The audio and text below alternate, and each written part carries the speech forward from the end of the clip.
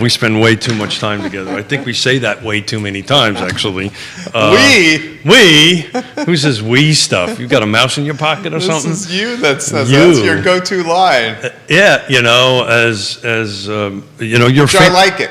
Your family, right? So I get to go ahead and do the standard dad jokes on that stuff. I like the dad jokes. Well, yeah, if you would have a conversation with our children, they would tell you a little bit differently. We'll get rocking and rolling here shortly. Nikki Chambliss is in the house. Anthony Haro is in the house. What's that? Sure. Yeah, that's where she always sits. Yeah. We're very much looking forward to today's program. Nikki, we got some hot mics. We haven't started the show yet. How are you, Nikki? I'm doing fantastic. Good. Happy Monday to you. Happy Monday. How was your weekend? Oh, it was really good. I'm trying to remember it. Well, that sounds way more exciting than it was. You got after it. No, it's not like that. Hold it. We're not going to talk real estate. I think she just meant it went by very quickly. It did. And I'm in today already. So, I'm in this moment now, not in the weekend anymore. So is there actually a weekend for Nikki? You actually work all weekend long, don't you? She strikes me as a very cool lady with a lot of friends. I love my friends. I don't see them often enough. I got to work on that, right? So, I did Saturday. A lot of time was spent helping my kid work through some schoolwork stuff that, Nice. because it gets behind. So, I did some momming, and then I did some socializing. And yesterday evening, I went into the office and did a little bit of work, but stuff that was better to do off hours, because that totally happens. Earl Smith says hello. Oh, good morning, Earl. We love you, Earl the Pearl. Earl the World's finest. Yeah, that nickname cannot stick. Don't do it. No? No, just don't. We get you here, Anthony. We haven't started the show, but the mics are hot, Anthony. We're giving you a heads up. We'll get rocking and rolling here in a matter of moments. Our friend Anthony is in the house. He is the executive director of the Thomas Jefferson Area Coalition for the Homeless. And he taught Keith and I a very valuable lesson. Keith, do you remember that lesson? I do remember that lesson. Not only do I remember that lesson, I repeated. I think I plagiarized it. In fact, I think I officially plagiarized it. Fixing homelessness is pretty simple. You just have to put people in homes. That was like an aha moment for me. Oh, right. That's Well, when he said it, I don't think he said it was simple. I think he said, this is what you do to solve it. Correct. Isn't that what you said? The solution is simple. Well, I couldn't. It doesn't mean it's easy. The path. Yes, exactly. Yeah. Simple and easy. Well, here we go. We're things, starting right? already. Get beaten up on Smith, and it's not even. Cameras aren't even. We're not hot beating yet. up on Smith. We love Smith on this program. I appreciate it. Yeah, so I'm excited about today. Once the cameras go hot, we'll introduce everybody. It's been about a year since you've been on set with us. You were on a set at the beginning of 2020, I think, or the last time he was on set, he was playing music here. No. Wait, what? Well, that was a different. That was on your midday show. No, the last time I was on was in the middle of the pandemic. Middle of the pandemic. Crazy pandemic beard. I don't know if you remember that. Oh yeah, I do versus remember what, that. It was like versus what you have now, right? Well, this is well manicured. This is a bit. Okay. You look sharp, Anthony. He's always go back to the archives and look I'll that up, or don't. That's fine. I'll say this for the record. You're one of the awesome humans I know in my life. Yeah, Anthony's A+ people. That's very sweet, Keith. Yeah, I sincerely echo that. J-Dubs, we can rock and roll. We're in your hands.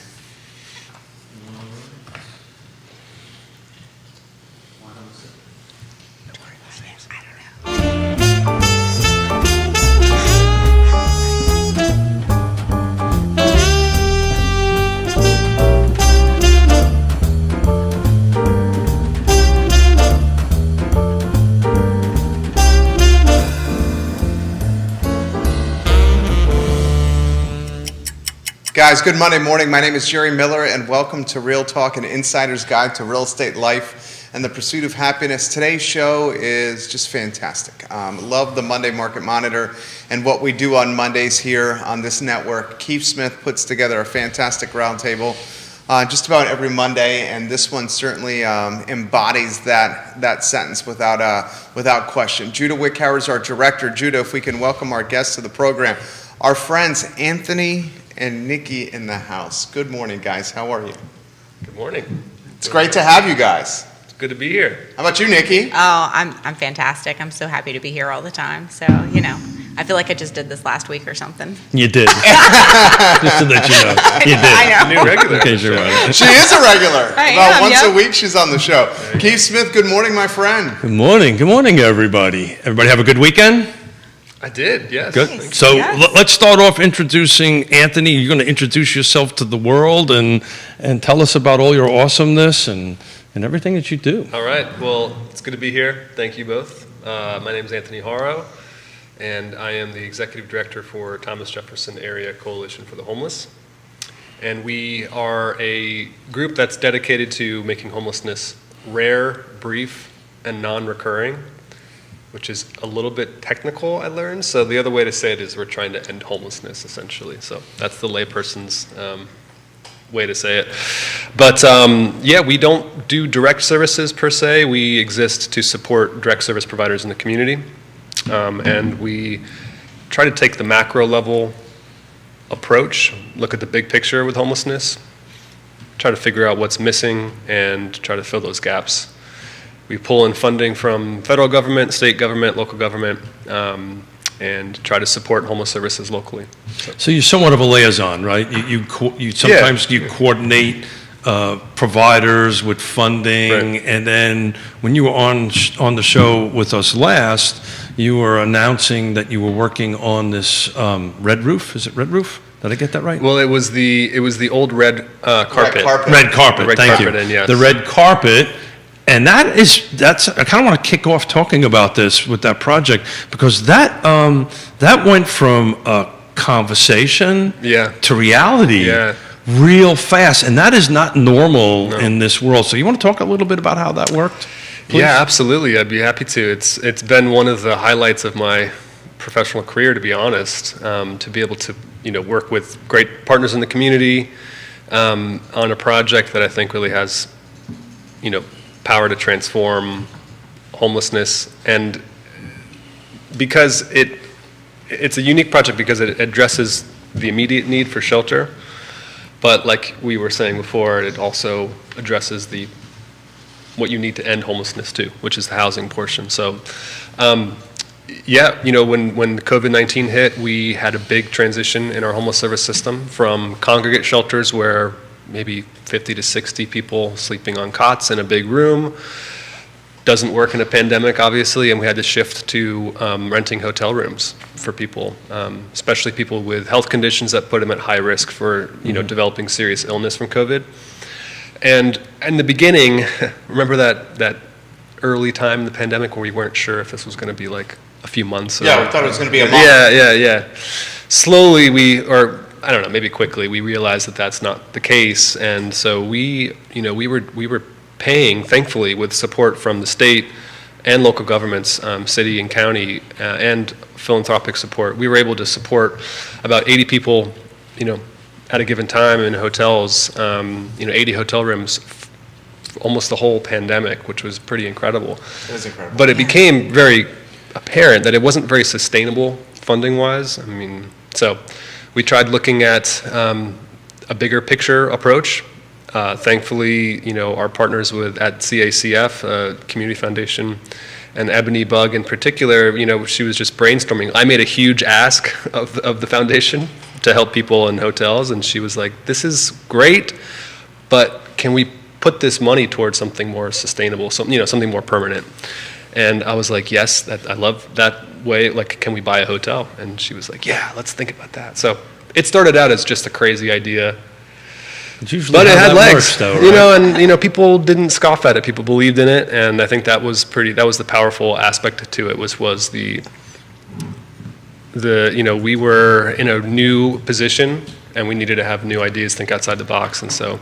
So you did a pretty dynamic, because I had the fortune to actually watch you do it, but your presentation at the Virginia Governor's Housing Conference earlier in November, and the topics of the whole conference was about strategic partnerships. Yeah. So this is one of the cases, folks, where a bunch of partners came together. This was a case, and correct me if I'm wrong, government and nonprofits, and even I believe some for-profits got involved in that and made something happen real fast. They recognized an opportunity, moved quickly through it to include a rezoning through the county, right? Yeah. And all that happened within, what, Less 12 than a year. months? Less than a year. Yeah, less than a year. I mean, we started planning in June, and we, Piedmont Housing Alliance, which was one of the main partners who actually ended up purchasing the site, was able to close, I think, basically in April. How did you hear about the hotel that was for sale? It's a good question to think back about that. When we There's first no MLS for hotels for sale, is there? we just contacted some realtor, commercial realtors, and there had been a for sale sign on 29 that's been for sale outside for of quite that. some time. Yeah, and there was another deal that had gone, didn't go through. So I think people knew that it was for sale. It was just kind of unclear what was going to make the sale work. So Nikki, jump in here. You just put me on the spot there. Sorry. I'm like, I got nothing for you. I'm still in awe about this whole situation, though. I think this is amazing to be able to take the ask from, hey, let's support this short term, and people be on board with, you know what, we're willing to put our money to make this a long-term fix. I think that's amazing. Yeah. But we talk about on the show all the time on this red tape into green tape and how things could happen, and if you're able to work within or fine-tune the system or make it a little bit more green instead of red. This is an example. That's kind of why I was excited about bringing you on to talk about that, because we talk about so often that it takes forever to get a project approved and takes forever for stuff to get through, to come into fruition, and to do it under a year.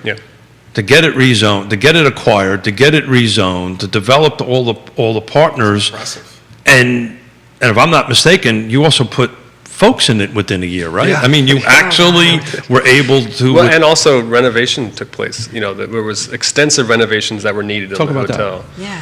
When the hotel was purchased, there was some of the rooms looked okay.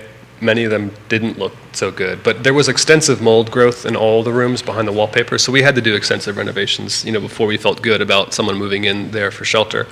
And again, the willingness, the openness to make this project work. Martin Horn was a huge support. They stepped up with short schedule and made it happen, where they were an amazing partner for that. So I think, Keith, it was an example of the power of collective focus about something, and the willingness to make it happen, because I don't know that this would have happened like it did. I don't think it would have without COVID.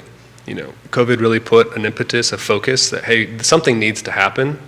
And also, I don't know, call it what you want, but the universal alignment, the cosmic alignment also was there, because there was a hotel for sale and there was the means to do something like this financially. So they just came together, but the willingness, from the county to kind of move forward quickly with rezoning, special use permits, PHA being willing to do something that is out of their wheelhouse. Very much so out of their wheelhouse. Virginia Supportive Housing, who's also going to be developing the permanent supportive housing on the site, shooting for 2024. This is very much out of their wheelhouse. Usually they have to be the one to purchase land, but everyone kind of saw this as an interesting opportunity and wanted it to work. And I think if it weren't for the impetus that we needed to do something fast because of COVID, I'm not sure it would have come out the way it did. That's awesome. So, not that I'm going to use the word it was a blessing, but in a way the universe aligned. Timing is everything.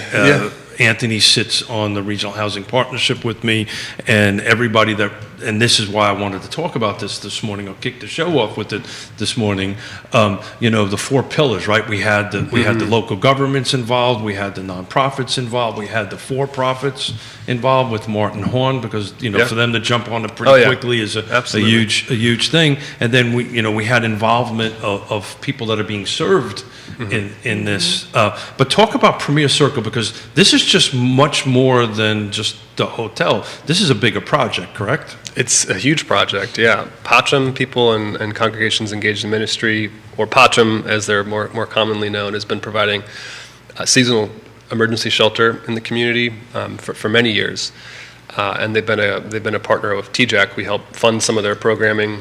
So they were, an obvious partner to begin with because we had to shift out of their congregate shelter in local churches when the pandemic hit into hotel rooms, and they kind of shifted their operation over to supporting people in hotel rooms. And so then when the Red Carpet Inn project was moving forward and we knew it was going to be purchased, we just moved people in there after it was renovated. And so we're now calling it Premier Circle, which is the name of the road that it's on.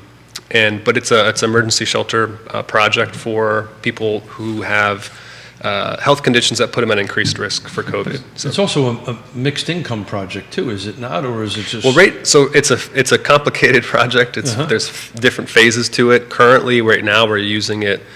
The site is being used to provide what's called non-congregate shelter, which basically they're hotel rooms. Everyone has their own room and bathroom.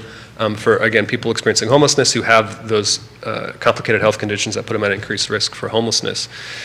In 2024, Virginia Supportive Housing is going to begin developing their permanent supportive housing project, which is going to be 80 units, and they hope to open it up in 2024.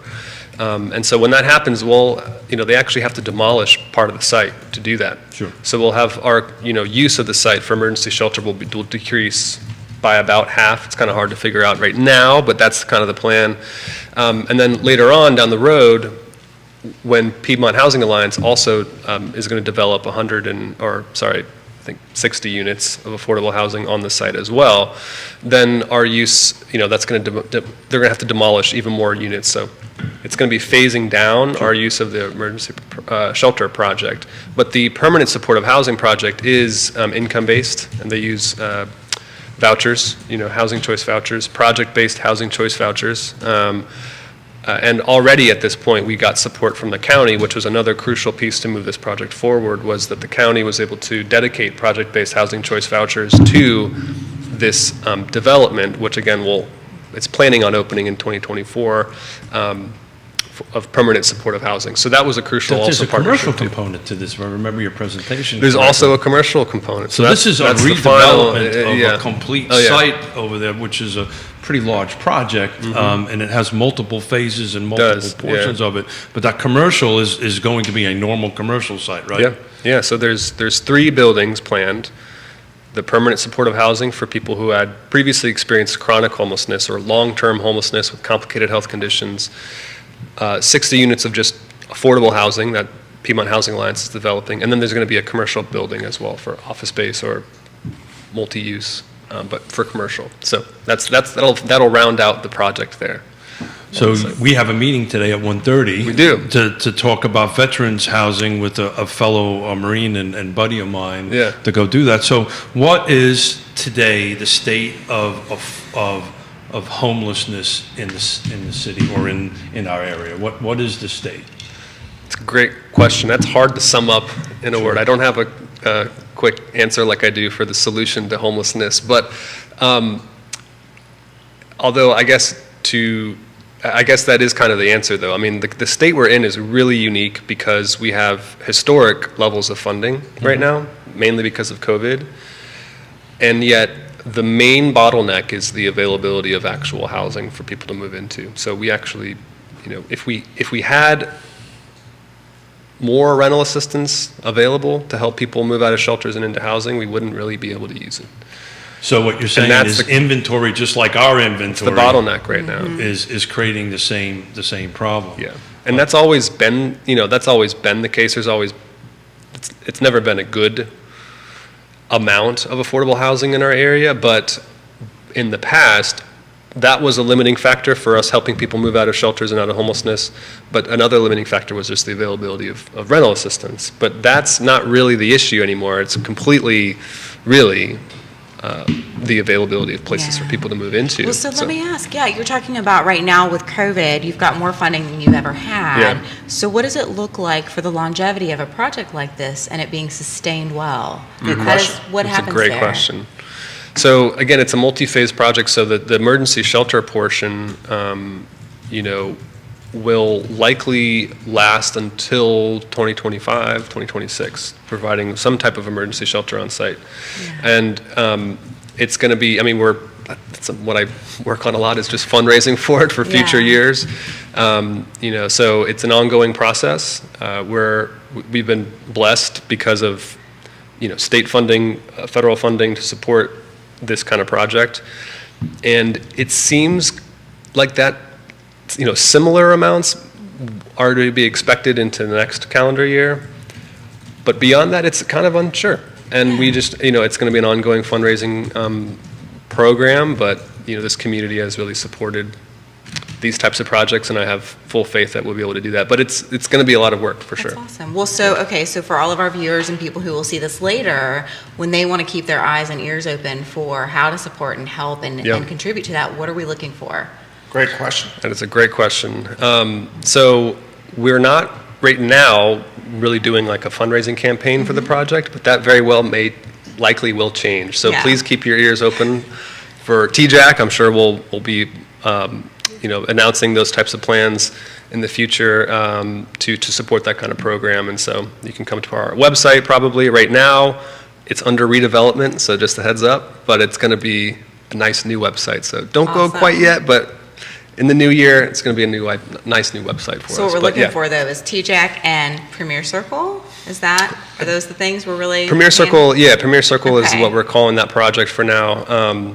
And POCHM is the organization actually doing the support. They're operating the program out of the project. So, wonderful. Yeah. All right. A lot of the folks you're working with, how accessible were vaccinations and booster shots? Yes, great question. For them? Good question. It was an amazing experience. I mean, I didn't have a lot of other context from other communities, but I definitely heard about the story from other communities of the difficulty accessing vaccines. And I have to shout out both the health department and UVA in a really significant way, because it was, we felt very prioritized. I think we were part of the second kind of tier of, vaccination rollout, staff and clients, which was huge. And so, we were accessing homeless service staff and clients were accessing the vaccine like early February, which was really early. So it was excellent. I have to say, it was really excellent.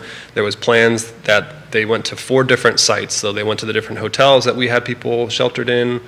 They went to the Haven downtown, where it's a day shelter for people to walk in.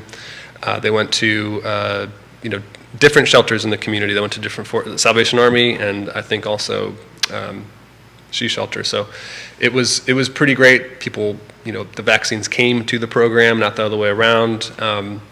So it was a great experience, all in all. I think they did a great job. What do you think, Keith?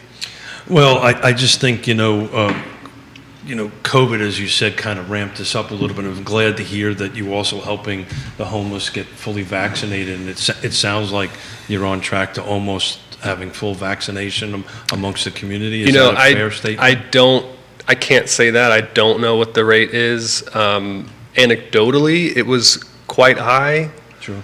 Because the ease of it was really accessible. So but I don't know numbers, so I would hesitate. So if I was to come into this permanent supportive housing, I'd have to be vaccinated, right? Is that a requirement? That's a good question. That's a great question. We are not requiring vaccinations for accessing shelter. We are offering them quite frequently and encouraging, through case management, like daily probably. But it's a tricky business because we want to keep people safe, and especially during the cold weather months, we don't want people sleeping outside. That's actively what we're trying to work against. And so we didn't feel it was appropriate to require vaccinations to keep people from sleeping outside.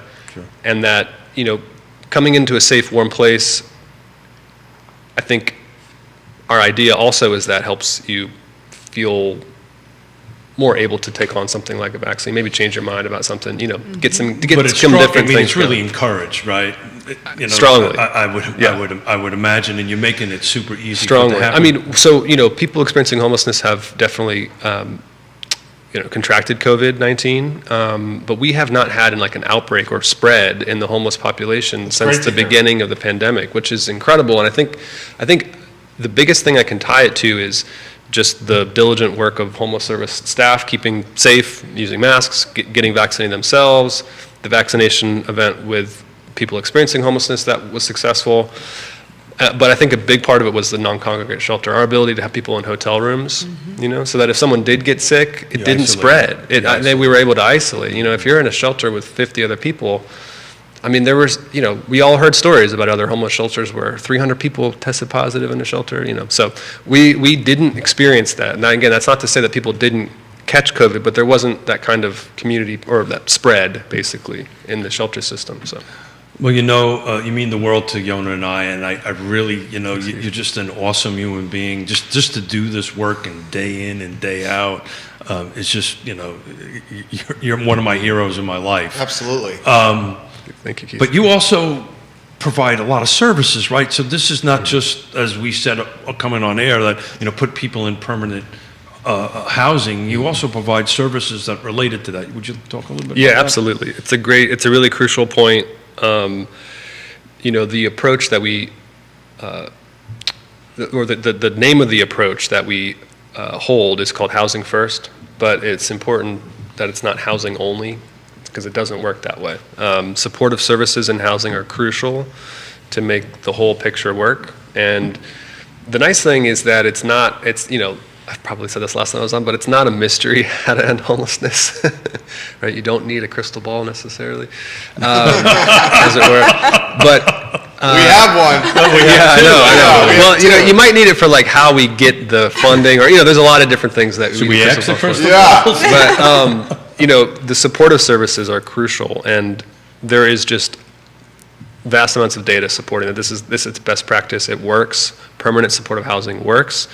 The crossings, which we're also blessed to have in our community, 30 units of permanent supportive housing down the road at First and Market, has like a 90, I think it's above 90% like success rate over 2 years. Meaning people don't fall back into homelessness. Nice, which is incredible. Try that again. Did you say 90%? Above 90% of people who move into the crossings don't fall back into homelessness. That's amazing. Yeah, they stay in the unit, for, I think the average length of time is about 3 to 4 years or something like that. People move on maybe back into a family or to their other place, but it's a really supportive environment. There's supportive services on site. Anyways, so the support the crossings is key. across from Bodo's on Preston. Yeah. So those who are listening know where it is. Yeah. By Wendy's. Yeah, yeah. So it isn't just housing. It's a really good point, and it's really important for us. And I think that's something we're always striving to do better at. Frankly, something we always can get better at. I didn't realize that stat. 90%. Did you say within 2 years? Well, when someone moves in to the crossings, 90% of people don't fall back into homelessness. Got it. Yeah. Well, that's a stat that not too many people. It's incredible. People realize. Yeah. This may be a bit of an uncomfortable question, but I'll ask it anyway, and then maybe you can. Love when they start that way. Lay it on. I know. I'm really curious what's going to come next. As my wife would say, "Good job on selling it, Smith." I love when they start that way. Bring it on. But we're asked, at least I am quite regularly, if I'm approached by a homeless person on the street, what should I do? Yeah. Right? Yeah. So what is your advice if somebody, what you, from your perspective, you feel is the right approach? Yeah. This may seem like a cop-out, but I think you should do what feels right to you. Because I don't think that there is necessarily a wrong thing to do when someone comes to you asking for help. I personally don't usually give money, but I mean, I don't know, I can't even say that that's true all the time, but usually I don't. If someone's, I ask them if they want some food or if they need something to drink, and I might do, I'll probably buy them something to eat, but that's just because that's what feels right to me personally. I don't think anyone should shame anyone else for giving money or to not give money. I mean, so that might seem like a cop-out, but it's not. I think, I don't know how else to say it, basically. So the approach I take, because, who carries cash anymore, right? Totally. Nobody really carries cash anymore. The approach I take is, look, man, I'm going to get a cup of coffee. I'd love to buy you a cup of coffee. Hey, I'm going to go get some breakfast. I'd love to buy you some breakfast on it. I think connection is nice. If you have the bandwidth to just acknowledge someone at the very least, I think that can go a long way. So Nikki, to play off of Nikki's question a little bit, we're about wrapped up with our time together here on that, but what can folks do to help you do your job? Yeah.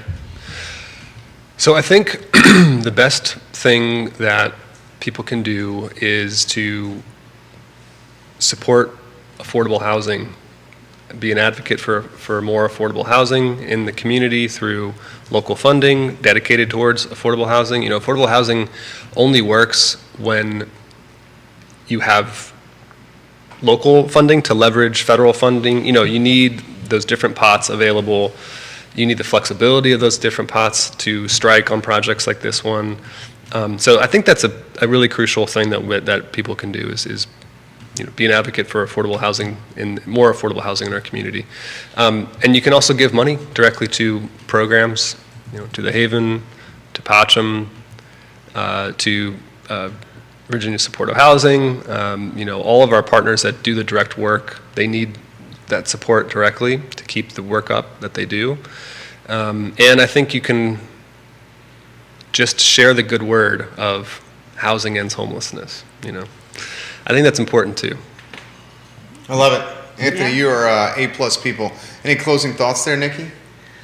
I'm curious what's happening next with the veteran project. So that was mentioned that you guys have a meeting this afternoon. So I feel like there's a follow-up for this. So that would be great. There is. Yeah. That would be great. Yours truly's got a thing in his head that he's going to try to help out some homeless vets, and we're going I would love that. I would love to talk about that. Anthony at 1:30 and talk a little bit about this. Nice. Okay. We'll share it. I've kind of got a tiny home project in the back of my head, so we'll see if we can tap into some of those funds that are flowing around. There you go. And try to produce a little bit. So you did a stat on it. Do we have a number of actual homeless vets that are in our area? I looked at it last week and it was 9. Yeah. It fluctuates. We track it as real time as we can, but currently 9. And we hovered around 20 to 25 for many, many years. We are in a place of shift where it's lower. We're trying to obviously get that number down to 0, and we can. We just need to really kind of focus in and get some additional resources. Again, the housing piece is the limiting factor for us. When you shared that number with me the other day, I said, we can do this. 9. We can do this. We can do that. We can end end veterans' veteran homelessness in our area 0. 9 is not a big number. We can make it happen. Amen. So this is holiday season, right? And I kind of wanted to bring you on because, it's cold, it's holiday season. If you see somebody less fortunate than you, just engage with them, that's all. Yeah. Just a conversation. Yeah. So, you're a wonderful human being. One day I'll grow up, I'll be just like you. So thank you. Thank you for joining us. So we're going to kind of move on to the next part of Anthony, thank you for joining us. All right, I will step off then. Dude, you're A+ people. Thank you. It was so nice to meet you. Yeah, very nice to meet you too. Anthony, guys, Thanks, Steve. he's the executive director of the Thomas Jefferson Area Coalition for the Homeless. Thank you for joining us, Anthony. Thank you. I love when you bring them on the on Real Talk, Keith Smith. Well, we real estate agents just, we give back, right? Our community, we give back, and Anthony, as he's packing up and walking out the door, I'll embarrass him a little bit.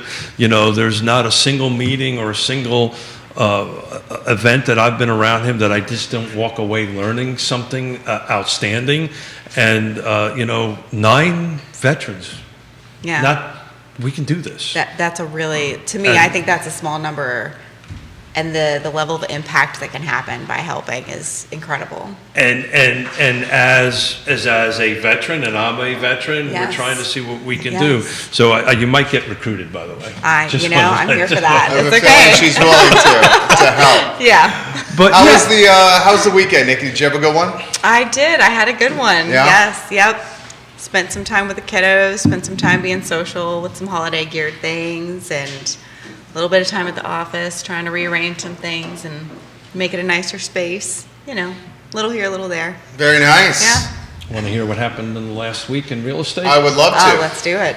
Let's do it. So we're, believe it or not, week over week, pretty darn close to par So last week, we had 57 come on. We had 79 go off. This week, ending yesterday, we had 56 come on and 76 go off. So as far as I'm concerned, Okay. we had 2 week over weeks that were pretty similar. Thank you, Anthony.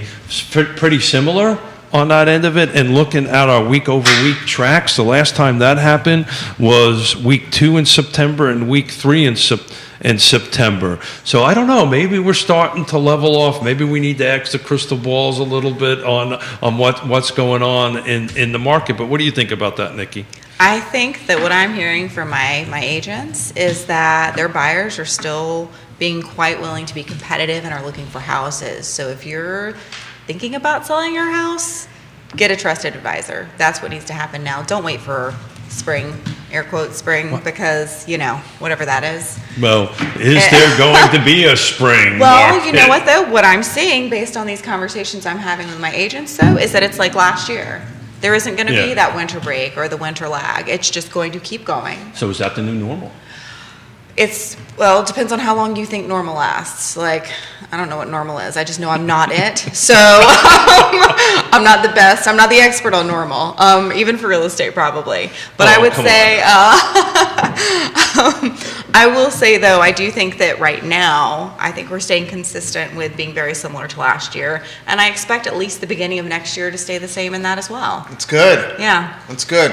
Holidays, we're hoping we see more inventory on the market. Whether that happens, the crystal ball might have to be the answer. And we have 2 in front of us. Are you hearing from your agents that some of their clients are thinking about listing? Well, so I think they are. The biggest challenge with those waiting to list is it's not about the holidays, right? Because that's not the big concern. It's about getting the work done in their homes to have it ready to list. And that is the hard part. Just finding that contractor who can come in and get it done now, not 4, 6, 8, 12 weeks from now.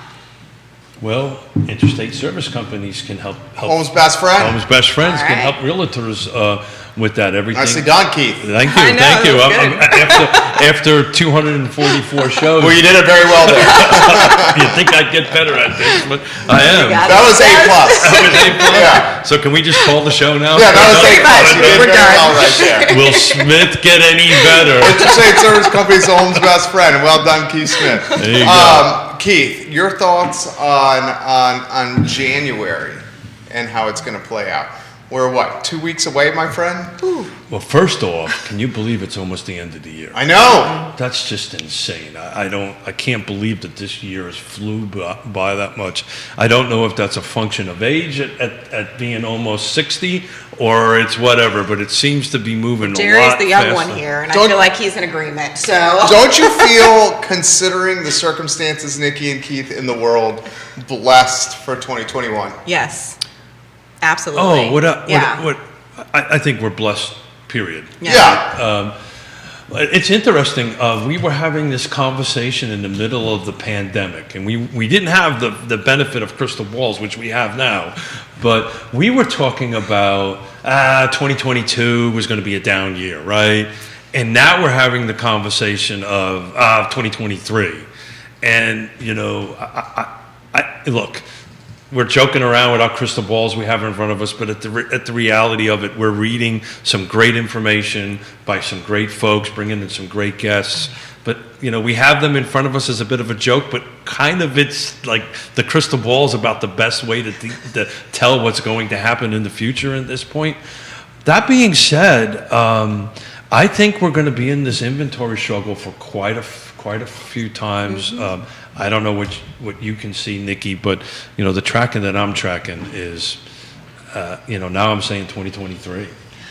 I mean, it's really one of those, that whole playing it week by week is a thing. I don't see any end to the shortage. I think our market's probably going to stay quite similar right now. I think at some point interest rates will go up a teeny bit, and I don't think that's going to make a lot of a difference. Not right now. Yeah, and if we read the Realtor.com stats, everybody is saying it's not going to go over 4 Exactly. in 2022, Which is still cheap money. beyond Exactly. beyond cheap money. So what do you help manage multiple agents, right? So what are you talking to your agents about on, how to stay motivated, how to stay in the game, because, it's disappointing from the buyer side. It is hard. It's also disappointing from the agent side. So what does that conversation look So like? a lot of that is, especially when you're talking about working with these buyers who can get very, very discouraged, it's a matter of revisiting what are they looking for, what do they want, what do they need, right? And how can you best help them get that? And educating our buyers on what this is like. So last week I mentioned how, a lot of the buyers right now that are coming into this right now are saying we're going to wait for spring. That means as a realtor, you probably want to educate them on the fact that this spring is probably going to look a lot like last spring, and it's not going to be easy. So this is spring. The answer Yeah. is, guess what? It is truly, spring. yes. But the actual spring they're waiting for is going to be just as competitive and as harsh and as disappointing and discouraging as last spring is what we're seeing. So we need to educate our buyers and prep them for that and help guide them through that process, which is exactly what my agents are doing. So it was a great conversation we had with Anthony about the hotel and how it got expedited and how it got moved through. And one would ask, like Mr. Miller, well, how come we can't do this with other projects, right? And I know his brain well enough to know he's thinking that. Yeah, So absolutely. So why? How can we? Why did this work? And what can we do to reproduce that? If everybody's saying we need more affordable housing and more inventory, does that make any sense to you, Nikki? Oh, the question makes sense. I was thinking the same thing, and I just don't wasn't- know. Well, I wasn't sure if it was okay to say it out loud. So I didn't at that point. But truly, my thought is we need to take whatever it was that was done there and take a look at that and see what can we use from that. I think anytime something is successful and works well, there's an opportunity to learn and take that and apply it somewhere else. So why So not? I'll tell you, there was no NIMBYism with that project.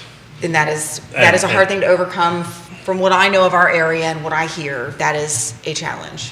Well, a lot of it had to do with the location. Right? Yeah. Mm-hmm. I think that's what it was. Don't you? I know it Yeah. had everything to do with there's some rental properties directly behind it, but it wasn't within an HOA or close to an HOA. By North Downtown. Or I think whatever. the location helped big time. Yeah. Absolutely. But it's an interesting conversation, and I'm gonna try to get myself into trouble here.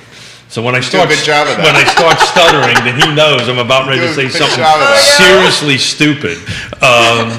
But there's going to be an announcement tomorrow afternoon around noon because UVA is going to announce its locations for its affordable housing initiative, which I'm curious on how that process is going to go and if we're going to be able to expedite the projects like we did for that. Did I navigate that You well? handled that well. I handled thought you that- were going to get yourself in more trouble. I handled that Here's a well. little background. He's not supposed to say where the locations No, are, no, and he I- has it. It's so great. He's done a really good job of not mentioning where the locations I are. will not do that. I know, you've done a good job. I will end up in some jail somewhere. You don't want that. No, I We will do not not want We that. that. definitely do Don't not do want that. that. So let's just talk broad strokes. Do you think the contribution of the land is going to have an immediate impact?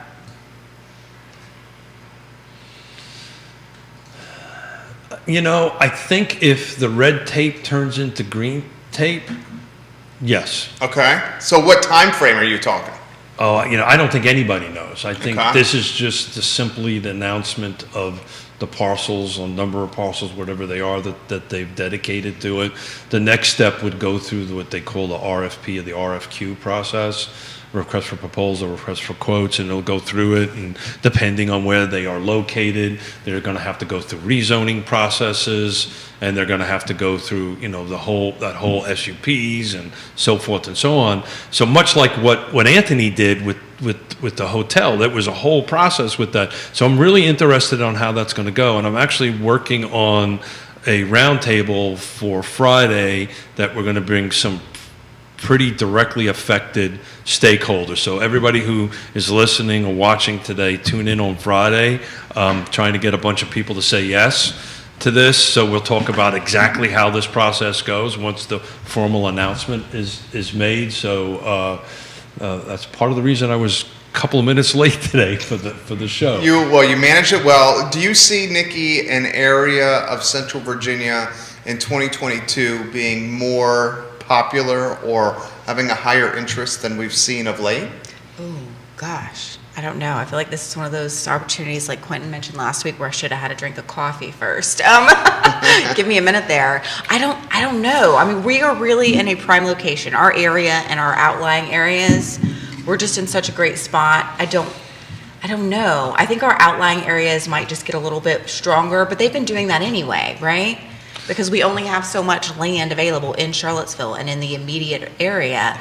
So you have to go somewhere to find more of it. So let's try the question a different way. Do you see the rural areas growing rapidly in the next several years?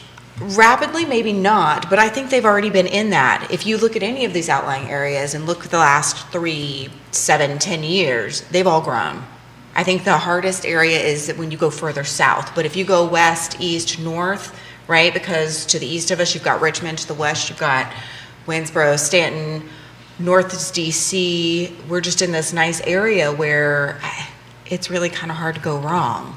So I don't know that it would be rapid, but I think it will be continued and consistent and likely increasing. That's assuming those jurisdictions allow development to happen in that. There's some Very talk true. in the rural jurisdictions to kind of take the approach a little bit of some of the jurisdictions closer to the city that, hey, we might want to slow this down. Which jurisdictions are talking about that? Believe it or not, if you follow those rezoning applications, there's some struggles happening in Greene, Louisa, and Fluvanna County. So even Louisa, because Louisa has been so growth-minded, it's been impressive. It's been growth-minded, but there's a couple of projects that are running through the system that are getting some serious opposition to it. I can tell you the same in Fluvanna and the same in Greene County. See, I'm not surprised by Fluvanna. How about with the new boards that are coming on next year? How is that going to impact things? So that's the $64,000 question. Nobody really knows, right? There's not a substantial change across the board of the boards, but there's enough that it might impact. And we're, again, on these Friday roundtables, we're going to be bringing in, starting January, these elected officials to actually talk about that topic and talk about what their visions are for the counties. Because each one of these jurisdictions are now going through their comprehensive plan rewrites on that end of it, which the comprehensive plan rewrites, as you know, Nikki, is all about their visions and their goals on that kind of stuff. So this is going to be really interesting the first 1 or 2 quarters of 2022 on how these vision goals are going to be set.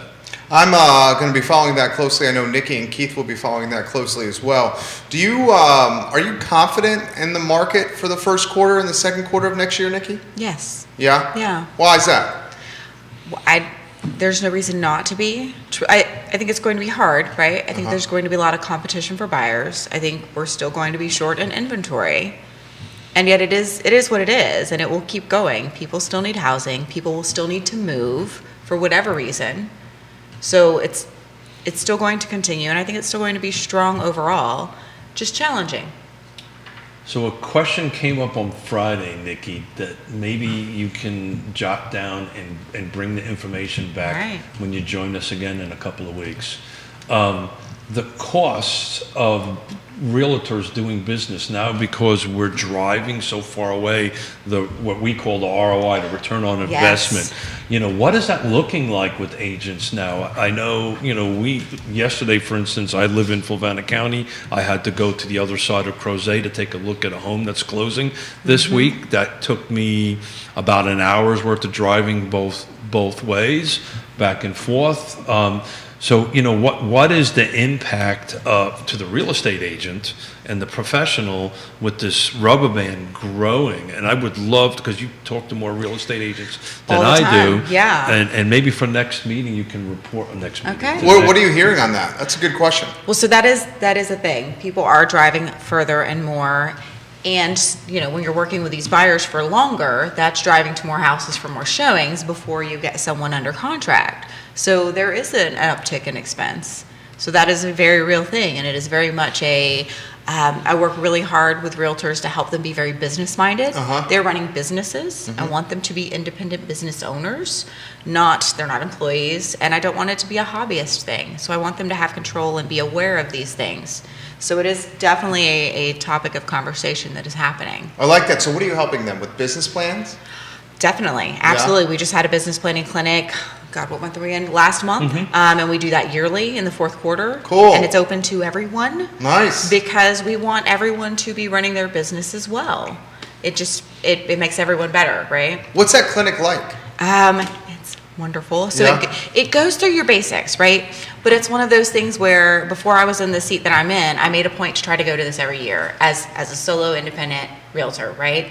Because no matter where your business is, you need to have a business plan that gets visited in the fourth quarter before every year, and you need to know where you're going. And every year that should change. And if it is not changing or increasing, you definitely need to take a look at it, or it's because you're exactly where you want to be, right?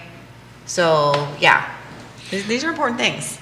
Very nice. Chris, hello. What's up, Chris Jensen? So hey Chris, Love Chris. Hey. Yeah.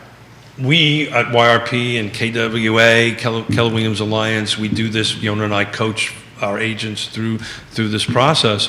And it's interesting because it's a little bit different than, say, your business plans for the businesses that you own, because it's really personal, right? You can't really segregate your personal business plan or your personal goals and your business plan and business goals. They are generally interconnected because of the way that our business is structured on that end of it. But it's amazing how many conversations we have with real estate agents who don't have a business plan. And then we say, hey, let's sit down. And it only has to be one page. It doesn't have to be something huge and a couple of pages or dozens of pages long. Well, you guys do one every year too, right, Keith? We do one every year, been doing one every year for 30 years. We do a 1 year and a 5 year, and every year, just like Nikki said, we amend it. We review ours quarterly. Nice. Every quarterly we sit down and great, see how we're solid doing, plan. what we're not doing wrong. Mrs. Smith goes, Keith, get back to work. You got to do a little bit more work. Sitting around talking to Jerry for 3, 4, 5 hours a day, a week, whatever it is. But and you have a P&L that you review regularly, a profit and loss statement, because that's what you do as a business owner. And it's just one of those things a lot of people don't do. A lot of small businesses in general have a hard time with that because you get into something, right? Sure. Because you love it. Right. Not because you like running a business. So I teach a class at PVC. I used to. I haven't done it since before COVID, but I teach a class in PVCC, which is just a certificate little class, just talking about how to start a business and all this kind of great stuff. And it's generally the people in the class are, I was working for an electrician, now I want to do this, or I was doing this, I want to open up my business. And Jerry knows this. What is your first 2 hires you should make when you're going to start any business it is? What's your first 2 hires you need to hire? Admin. No. Well, what are you going to say? CPA and an attorney. He knows. Those aren't. See, to me, I'm talking employees, and you're not hiring a CPA. No, I said hire. I didn't say employees. I said hire. Okay, and it's amazing how many people don't do that. They write their business plan. They don't engage a CPA. They don't engage a lawyer. Absolutely. And Jerry also knows this. What do you usually start with when you do a business plan? What's your first thing you start with? What do you start with? An exit plan. Oh. How am I going to get out of this? How is this going to end?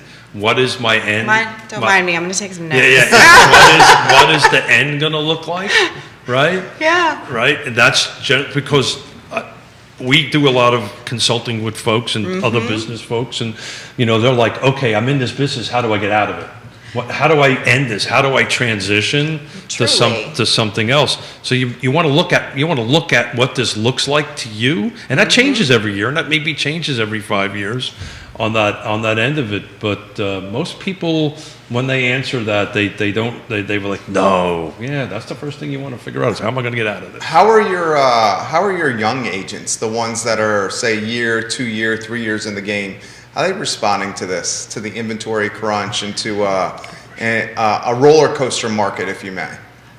Truly, I think most people are doing quite well with it. Yeah. Because there are lots of buyers out there trying to find homes. So it's a numbers. It's math, right? So if you work it, if you're consistent, if you talk to your people, if you do what you do well, make sure you know what you're doing, then the numbers will work. It's just a matter of doing something consistently and well. And reaching out when you have a question, and that is very important. Oh gosh, yeah, having that support system. Oh yeah. So that's key. If you don't have a support system, I really don't know how you would do it. So where I am in my office, we're like one big family. And sometimes that means we like each other more on some days than others, right?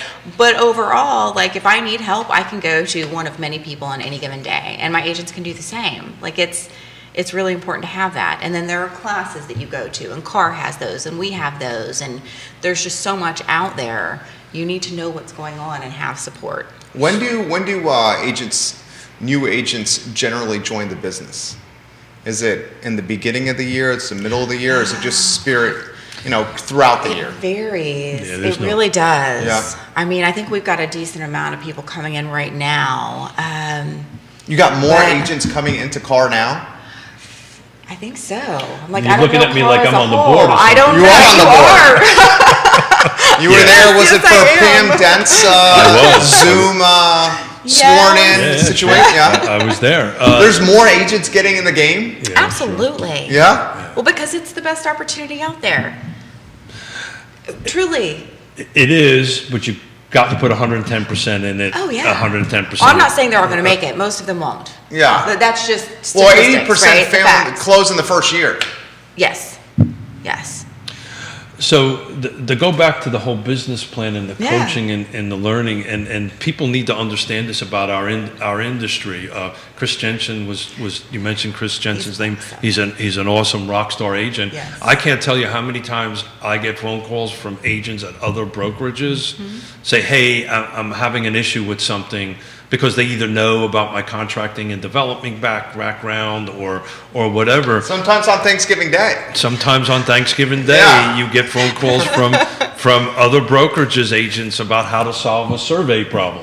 Oh, man. Not that that's ever happened to me, Last month, maybe. Okay. but I think it did, actually. I think it did too. It did, and we helped, right? So, Yes. so what's important in that statement is that even though we're competitors, we try to help each other. So that particular Yes. agent, at some point in time, He's going to return the favor. hopefully we'll return the favor. But it was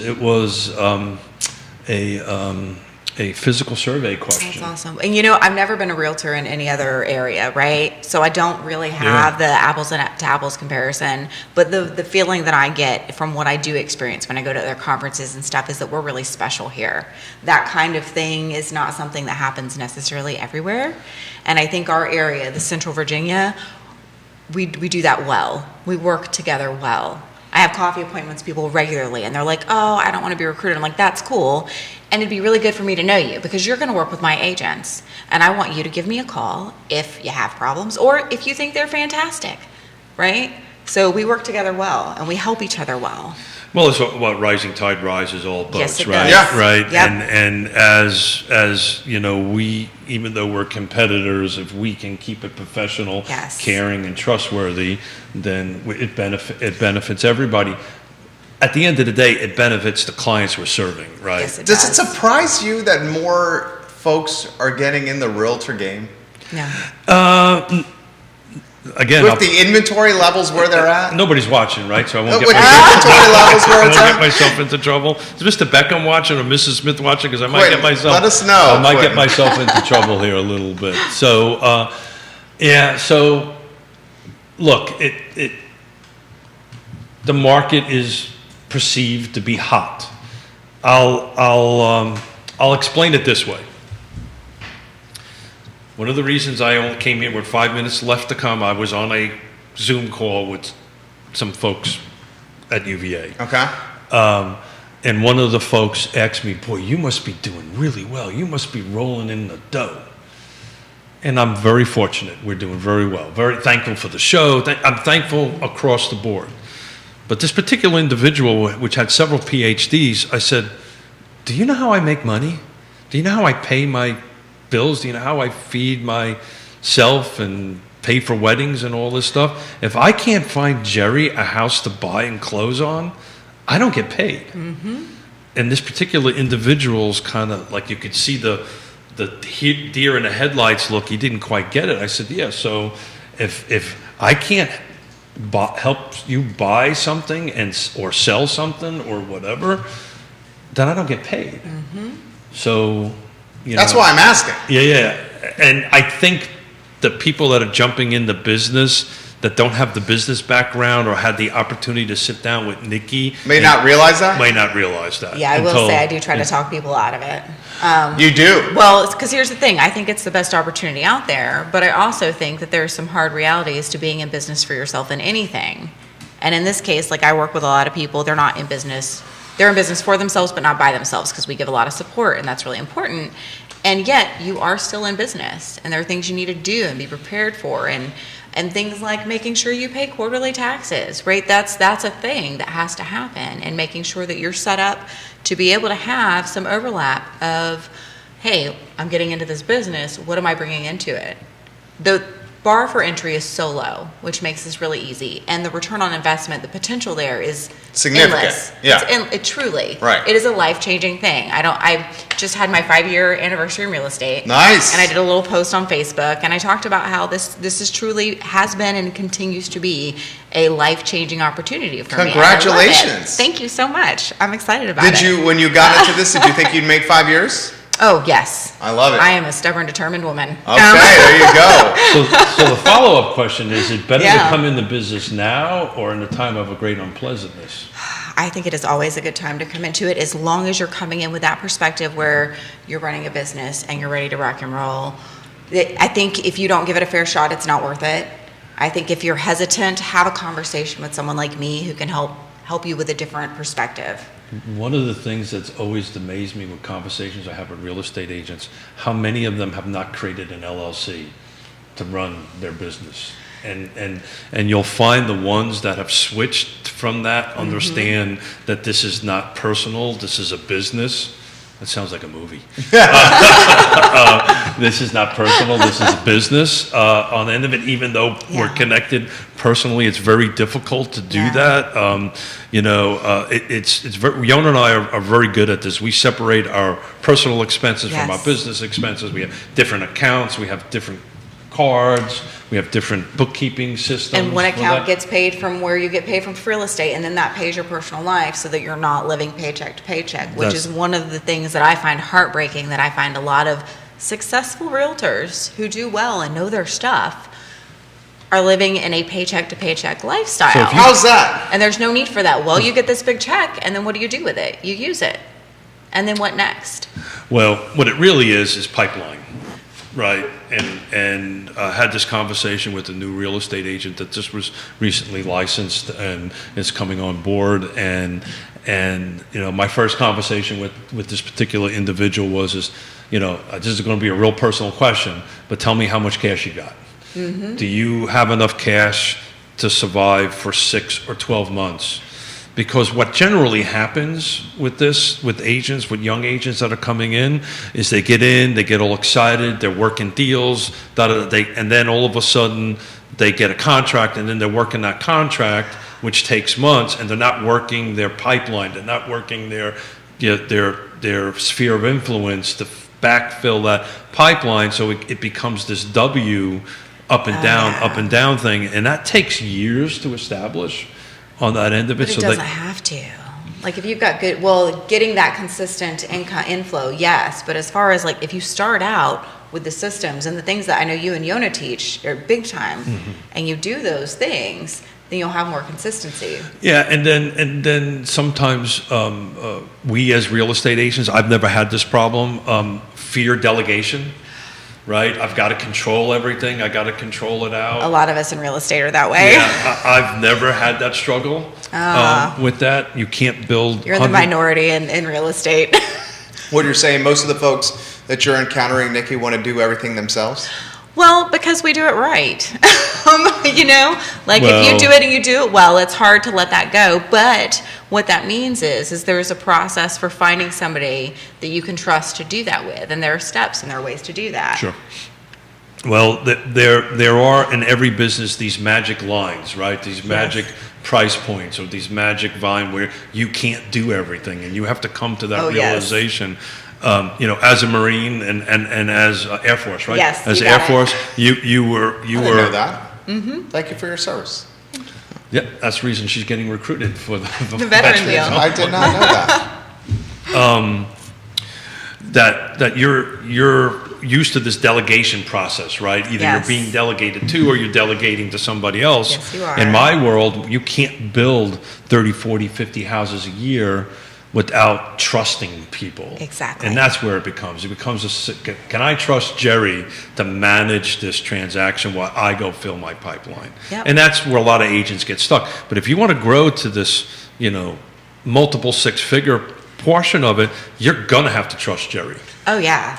What do you think is the new price point roundabout for first-time home buyers in this area? What do I want it to be, I or know. what is it going What to is it going to This is be? What do you think, Nikki? Which area are we talking by this area? Let's say You know? Central Virginia as a whole, and then maybe Charlottesville and Albemarle County. Okay. Next one. So let's start with the Central Virginia, the outlying areas. I'm thinking if you can start with a 250 as your plan, and then in this market you need to be looking at houses priced lower than that so that you can have that as a starting point. I think that's still doable, but also very challenging. So I know I just had a conversation over the weekend with someone whose client is looking for, I think 250 was actually their max, and they're having a hard time finding anything. And I think they're looking at Lake Monticello. So, if you're thinking about listing at Lake Monticello, as always, people are looking everywhere, right? The buyers are there. I think 250 is light for Lake Monticello, by the way. What's the lake at now? It's north of 250. It is. Yeah. Well, but for the smallest, for the 1,300 square foot and below, you might be able to find something. So this wraps around what Anthony was talking about, this affordable housing and what's going to get released tomorrow with UVA and what we're going to talk about on Friday. And of those who listening and watching, I chair a couple of things, and one of them is the Piedmont Community Land Trust. And, to be honest with you, in order to hit 80% area median income on a purchase right now, it's got to be below 250. You got to be below 225. It's frankly shouldn't have a 2 in front of it. There's a fair amount on the market in Lake Monticello right now. What are you up to right now? I did that this morning. Let me see here. I'll do a quick search here. You got 1, 2, 3, 4, 5, 6, 7, 8, 9, 10, 11, 12, 13, 14, 15, 16, 17, 18, 19, 20, 21, 22 Wow. at the lake. That's the most I've seen in a while. That is actually huge. Right? Nikki, what do you Let's think put the of it? perspective. That's huge compared to what What the it's last been. few months have been. But let's realize that is ridiculously low for the size of that neighborhood. For 4,300 I mean, homes, that's a tiny yes, amount. that But is for the last crazy. 18 months, that's a fair amount. Yes. That's in some can get on cases board with double that. week over week. Yeah. Yes. Yes, it is. But the normal number of 30 some odd years I've ever been out there, it's usually between 40 and 60. 40 to 60. It's usually about 1% of the total numbers is kind of the sweet spot that it's always was. But some of those houses, if you take a look at them at that 250 or below price point, I'm looking at them. probably needs a little help. So there's Yep. one, to Nikki's point, that's about 252 at the lake right now. And it does look like it needs a little TLC. Yeah. Yep. And you have a handful that are between 250 and 275. Yeah. 6-watt circle, 254.9, 2,600 square feet, 3-bedroom, 2-bath. May need a little TLC. Yeah, I've looked at that. It needs TLC. You've looked at that one? Yeah. Yeah. So real estate, again, we talk about this all the time, is 5 things, right? Location. We say Lake Monticello is good, and we've got our 2 Lake Monticello rock stars coming in. I can't remember the date, before the end of the Yes. year, I think. On that. Who's that? Keith and Yona? No. Yeah. Yes.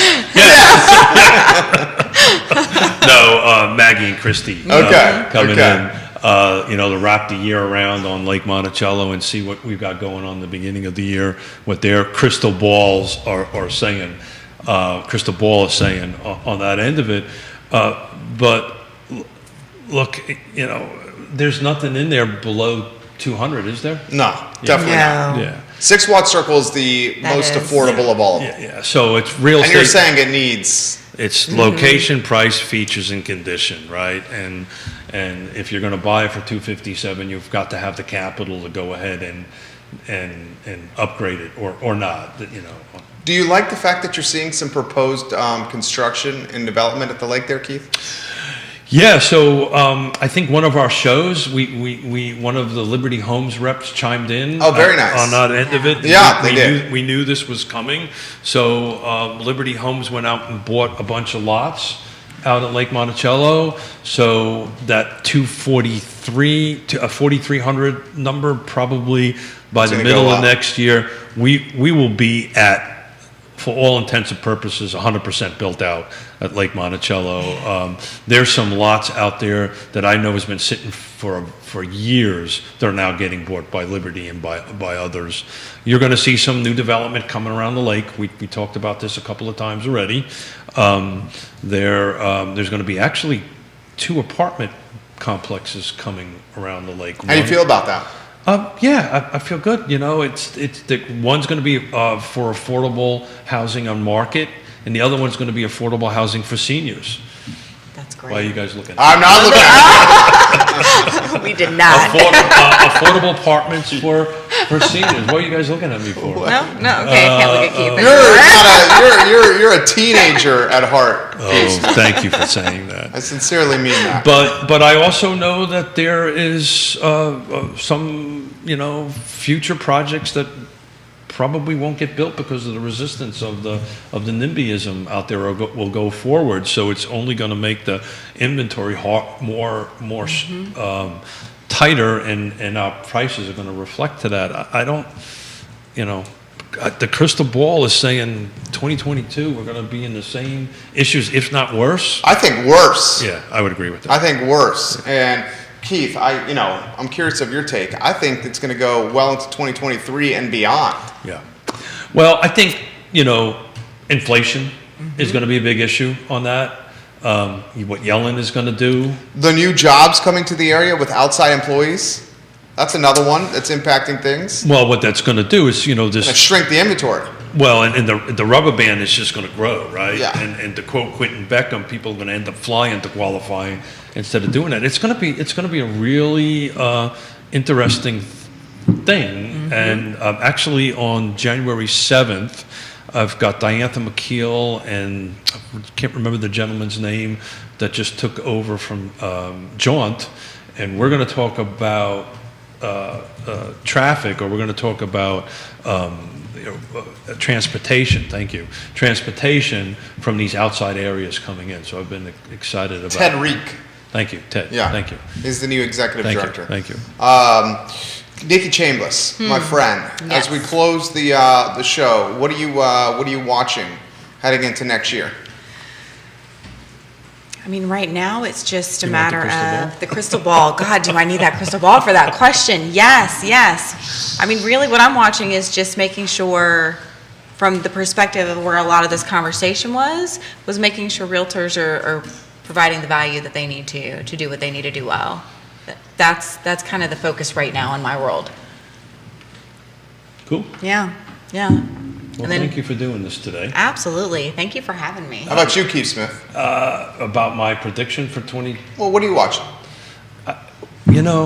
I've said this on the show multiple times. One of the reasons I love doing this, it makes me better at what I do, because I just devour reading on it, on the subject.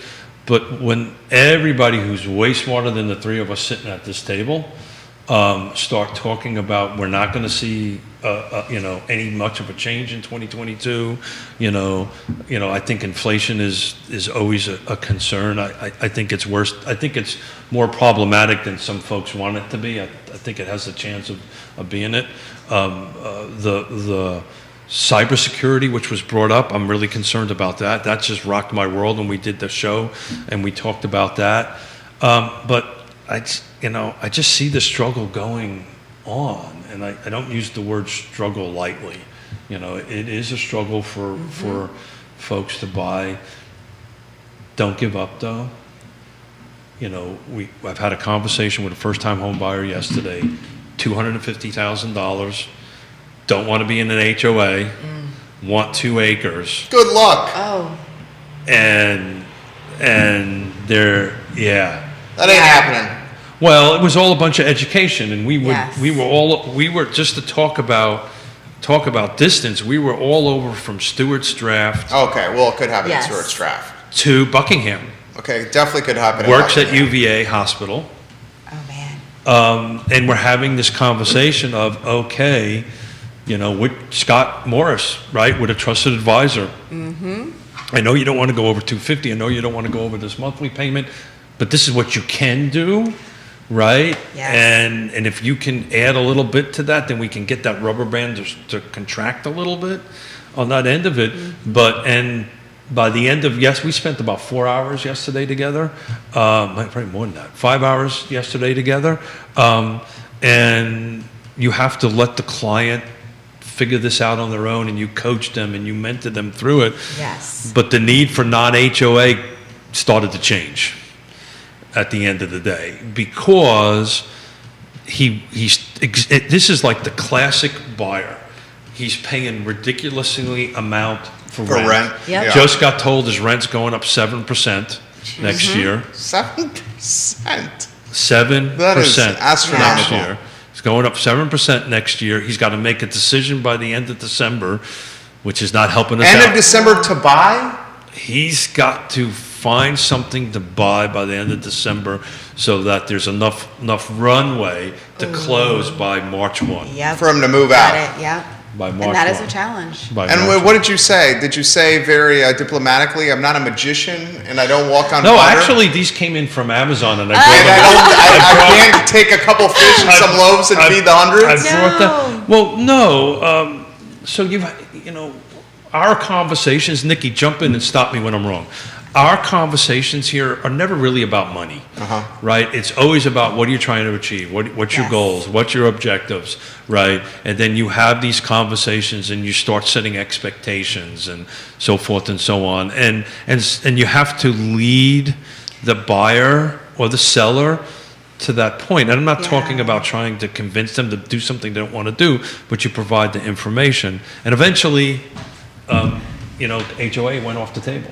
Well, you put it so well, because we're not saying, oh my God, that's impossible. I mean, there are the very few people where I have been that frank with, and it's people that I know very, very well. And even then I'm hesitant to say that, but it's a matter of helping them realize it. And whether it's the HOA that gives, or the distance that gives, or maybe attached versus detached, because that's been one where someone's like, you know what, I want detached.